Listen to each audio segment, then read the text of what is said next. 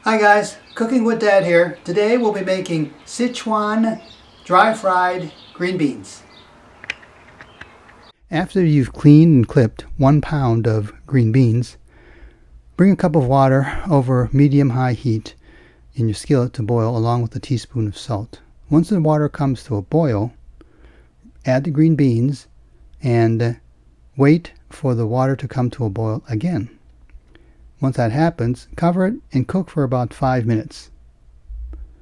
After 5 minutes have passed, remove the skillet from the heat, drain the green beans and set them aside. Return the skillet to the stove and add some oil, add a couple tablespoons of oil, and wait for the oil to come to temperature. Once that happens, you can add the dried chilies and the peppercorns, the black peppercorns.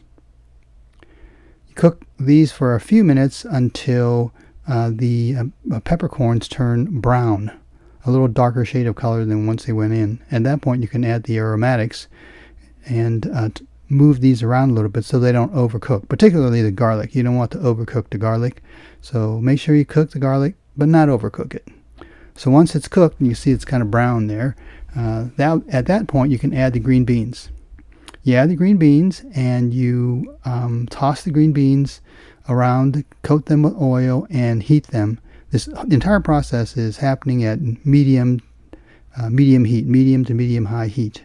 So once the green beans have been heated up, you can add salt, a little bit of sesame oil, give it another quick toss, and you're ready to serve this as a side dish for rice along with some kind of a protein. So thank you for watching Cooking with Dad, and check out cookingwithdad.net.